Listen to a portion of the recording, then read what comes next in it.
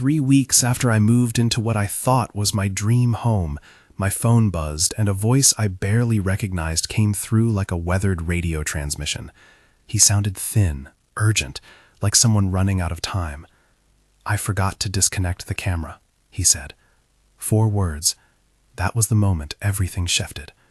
I was halfway through a cup of coffee, the mug warm in my hands, the house still smelling faintly of new paint and cardboard. The words landed like a frost, cold and impossible. "What do you mean?" I asked, stupidly calm, as if asking would make sense of it. He said he'd been clearing the house before he left, and a camera had been left behind in the living room. He said he'd seen something on the footage that he couldn't keep to himself. Then he asked if I could meet him at the café 2 blocks down. He sounded shaken. I remember the drip from the coffee machine and how my throat closed. At the café, he unlocked his phone and tapped with hands that trembled. The screen was small, the footage grainy. The living room in my new house unspooled on the display. Low light, a couch, a coffee table strewn with papers. I watched my own living room as if it belonged to someone else. At first the clip felt mundane. Voices, cups clinking. Then the camera angle moved to the corner where 3 women were seated. My wife, her mother, and her sister. They were leaning over a folder, papers spread like autumn leaves. I remember my stomach going cold, the noise in the cafe blurring into a faraway tide. The man beside me said, "Watch." The audio was muffled, the voices thin, but then one line cut through. "When he signs, the house will be in my name." Hearing that, the world narrowed. I replayed the clip until the edges dissolved. The handwriting on the papers, the stamped dates, the quiet laughter, little details that hit like freight trains. There, on a shaky phone screen, were people I loved speaking about transfers, powers of attorney, plans that had my name as a prop. I didn't sleep that night. Every memory of the last month, every gentle kiss, every late-night smile, rewound and skittered across the track of suspicion. I watched the rest of the folder on his phone. More videos, one after another. A woman's hand sliding a thick envelope across a table, the camera catching a glance toward a window. A voice saying, almost conversational, "We do this on Tuesdays and Thursdays. Bank is quiet then." Another clip showed a stack of papers with signatures, the camera lingering on a line that could have been mine. Between the recordings, there were close-ups of documents, a power of attorney, a title transfer, a small typed note that read, "Call the lawyer with the brown briefcase." That briefcase would become a symbol I would hate for months. When I left that cafe, my head buzzed. I parked the car and stared at the house as if it had been painted in a different color. The living room that had felt like mine became the scene of transactions against me. I walked through the rooms like a ghost, my steps muffled by carpet. I kept thinking, how could a camera be left behind? Who would forget that? The idea of accidental oversight dissolved quickly. This felt deliberate. The voice on the footage was too composed to be accident. The next day I rehearsed confrontation in my head, and then unrehearsed it. I could imagine the scene, bursting through the front door, slamming the evidence in the middle of the carpet, names and accusation. But I also knew better than to act on raw anger. I called my old friend, who introduced me to Dr. Marcos, a lawyer he spoke of in a half-respectful, half-worried way. I needed someone who could translate panic into a plan. Dr. Marcos listened without interrupting. He had a way of letting the air thicken until every unspoken fear had its shape. He asked me for copies of every clip the ex-owner had shown me. When I handed over the phone, his hands were steady. In his office, fluorescent light made everything crisp. He didn't offer consolation. He offered blunt practicality. This is serious. Power of attorney documents, transfer forms, if they're executed, they can be used to move assets. We need to move quickly. He explained what a preliminary injunction, what he called a liminar, could do. Freeze transfers, put holds on accounts, stop property recording processes in their tracks while we built a fuller case. He didn't say everything would be solved overnight. He said we could buy time, and evidence would be the currency. Evidence was the problem and the key. The recordings were raw and compelling, but we needed to show a pattern, a purpose. The ex-owner had given me the first folder, but the files on his phone were only the start. We needed paperwork, names, timestamps, and a connection to anyone external, like the lawyer with the brown briefcase who appeared in a few of the clips, leaning over documents as if grinning at their success. Days followed like a metronome of dread and strategy. I watched more footage, each one a new betrayal. The camera recorded my wife telling her sister in a voice that tried for casualness, "Just tell him to sign. He never reads anything." My hands would go numb seeing her mouth form words I had never heard her say to me. In another clip, my mother-in-law, crafty, composed, outlined a plan. Properties, company shares, dates. Ricardo will handle the rest, she said, naming a person I'd trusted as a business partner for years. When I saw Ricardo on the footage, the sense of disorientation spiked. He wasn't a casual acquaintance. He was the man who had been by my side through the early years of the company, who'd shared the risk in the late nights. Seeing him in that frame, leaning in, nodding while my family spoke of documents in the flat that had become my nest, felt like the ground slipping away. He looked up at the camera at one point and said, "It'll be cleaner if we do it quietly. He won't notice." His tone was businesslike, almost bored. For a second, I thought I might physically separate from my body. I couldn't rush into a confrontation. Dr. Marcos reminded me, too much heat, too little proof, and they could bury everything. Or worse, I could end up accused of overstepping legal lines. He suggested we act as if we hadn't noticed anything publicly, while he applied for a liminar and began the process to freeze transfers. At the same time, he asked me to stay close to the evidence, gather whatever was legally available, and resist the urge to share it on social media. He was blunt. We build the case. We don't create narratives. I remember nodding, my jaw aching from tension. We filed the preliminary motion. I felt some relief in the filing, an official action that required the other side to respond. But then we learned, in a way that tightened the chest, that some transfers had already been set in motion that very morning. A small, hurried transaction, barely visible in the trail, showed movement from an account tied to the company. That detail made everything urgent. The liminar had to be not just requested, but enforced immediately. Ricardo's reaction when I confronted him privately was at first deflection. I'd arranged to meet him under the pretense of discussing a minor business issue. When the conversation turned, I mentioned the footage, the meetings, the dates. He smiled in a way that felt rehearsed and said, "You're overreacting." But inside, I could hear the slight tremor in his voice. I decided, with a clarity born of betrayed trust, to play along. If he was complicit, his natural response, his need to calm me and keep speaking, could become evidence. I asked him about a meeting the footage referenced. He lied and then corrected himself, offering a version that created inconsistencies. He agreed to help me, he said, and then left the table with a hurried excuse. It wasn't loyalty. It was the self-preserving pivot of someone who sensed a trap. Working with Dr. Marcos and later with Ricardo acting as an uneasy informant, we began to assemble a case that used technology as our ally. The very camera that had been left behind by accident became our primary witness. We relied on the footage, on the time-stamped files, on receipts and bank logs that showed attempts to shift assets. Legal tape and chain of evidence procedures were followed. I won't go into technicalities, there are rules about that, but everything we used was obtained and presented under legal counsel, not vigilante curiosity. We didn't post anything online, we didn't break any laws, we documented and we waited. There were moments when the loneliness was the worst thing. Outside, life carried on. Neighbors walked dogs, children played, and the city hummed. Inside my house, every sound felt like it could be another secret being kept. I hardly slept. I found myself replaying small interactions with my wife. Her sudden insistence we see family on certain days. Her odd questions about paperwork I'd signed for the mortgage. The ordinary details took on the weight of indictments.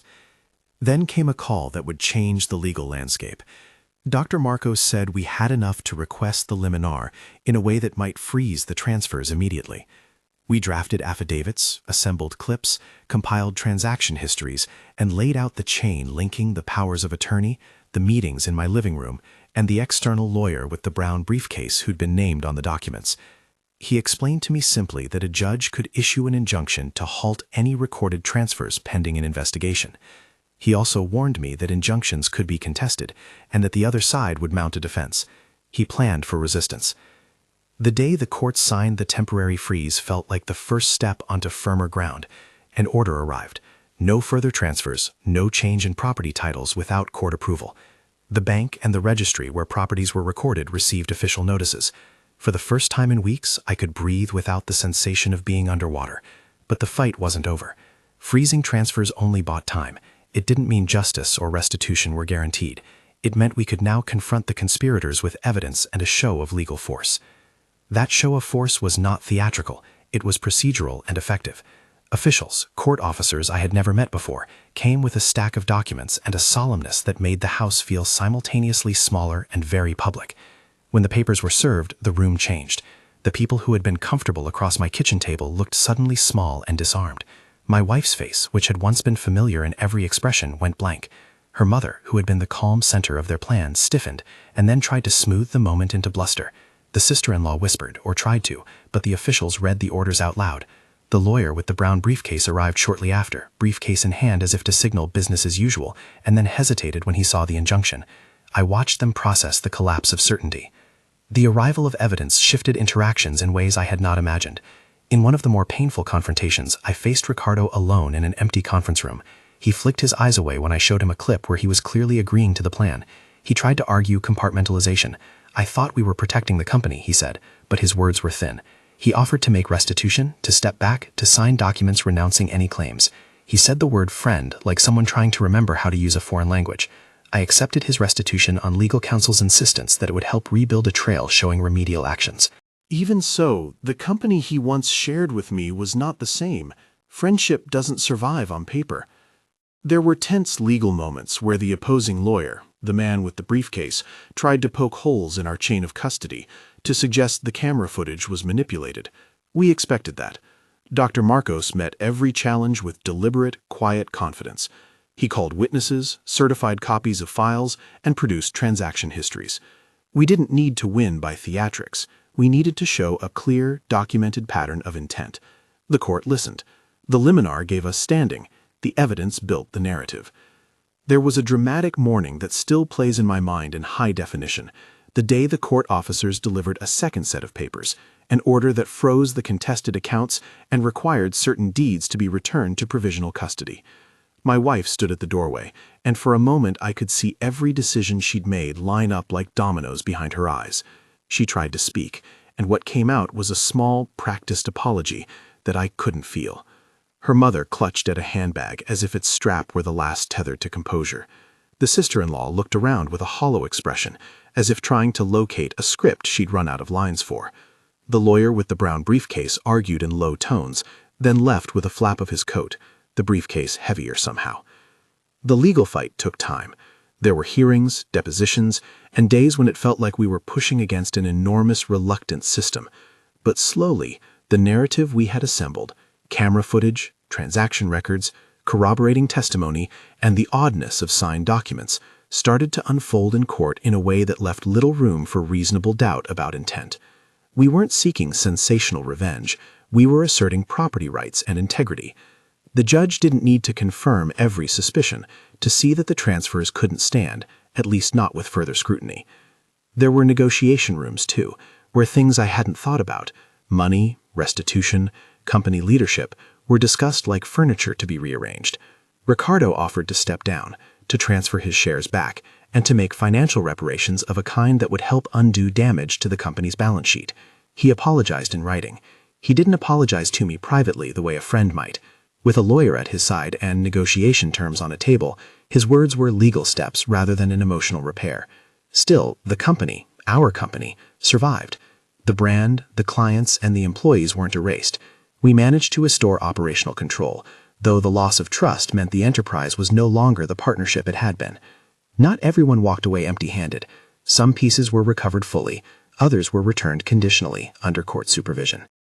The living room that I had first seen on a grainy phone screen felt different after the court's action. Ownership records were corrected, bank holds were lifted, when the court allowed a limited release of funds, and a framework was put in place to protect the company from sudden unilateral transfers. The legal process did not neatly package every wrong into a tidy resolution. Life rarely does, but we won enough to stand again. Through it all, the camera that had been forgotten was the ironclad witness. That little lens had recorded candid moments, plans, and an entire choreography of betrayal.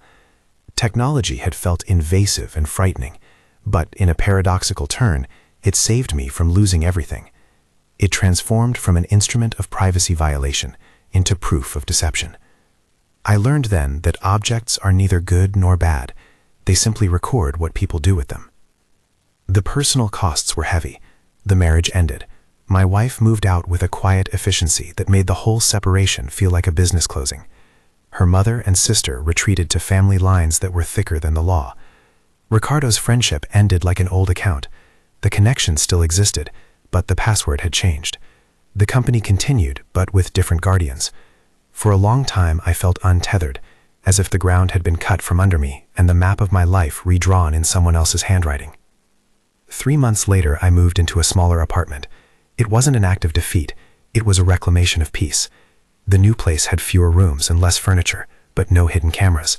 I slept without waking to check for strange emails or strange people in my house. The pace of life recalibrated. I rebuilt routines, morning runs, a slow coffee ritual, paperwork organized in a way that felt like armor. I learned to read documents more carefully, to pause when asked to sign, to ask questions that once felt like challenges. Those practical lessons mattered, but what changed deeper was my threshold for who I let into the inner parts of my life. There are moments I still replay.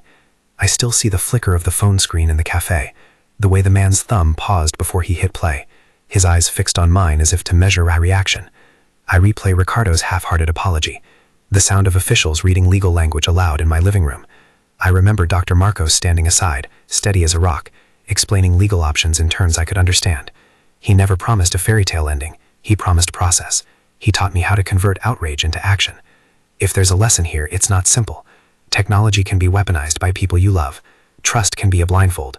But it's also true that the same technology can provide the very evidence you need to restore rights.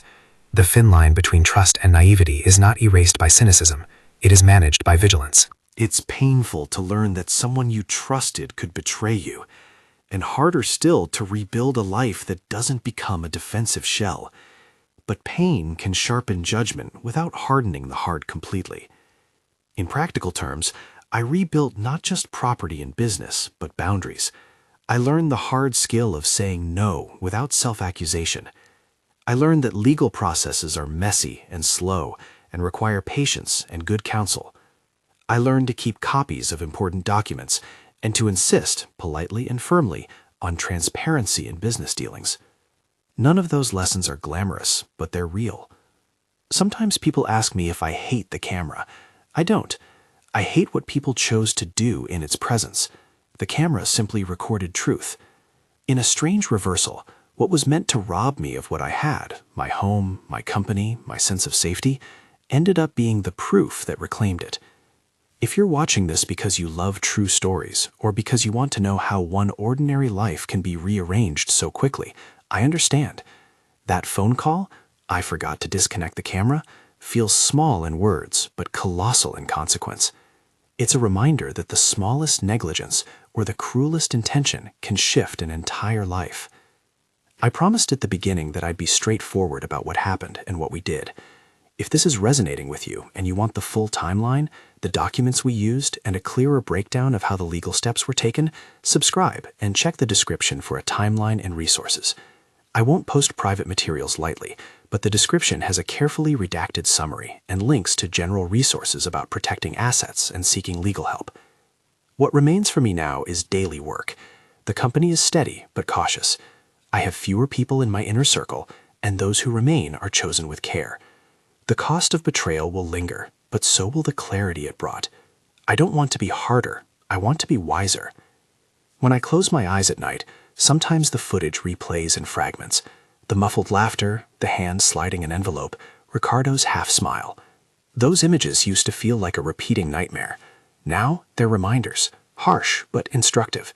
They remind me how fragile the assumptions we make about people can be, and how powerful truth can be when it's captured and presented responsibly. In the months since, I've learned not to let fear govern every decision. I still check paperwork carefully. I still ask questions. I still keep counsel close. But I no longer live in constant suspicion. The house, my house, was restored in name and in legal standing. The company was stabilized. There was restitution, negotiated and formalized. There were consequences for those who conspired, loss of trust, legal repercussions, and the unraveling of plans they thought were secret. None of that erased the hurt, but it put things back on a map where I could navigate. If this story struck a chord, if it stirred something in you, fear, relief, curiosity, please like and share. The description contains a redacted timeline, a list of the types of evidence that made a difference in our case, and a few resources for anyone who finds themselves facing a similar breach of trust. I'm sharing this not because I want sympathy, but because these are lessons that saved me from losing everything. And if there's one final truth I want you to take away, vigilance is not paranoia, it's prudence. Trust is essential, but it must be paired with eyes open wide. Thank you for listening. If you've been through something similar or have questions about what we did within the legal boundaries I've mentioned, the comments can be a place to share experiences, respectfully and without naming anyone still involved. This story ended with hard-won repair, not perfect restoration. The camera I forgot to disconnect exposed the worst of human choices, and in exposing it, it forced a reckoning. In the wreckage, I found a route back to myself.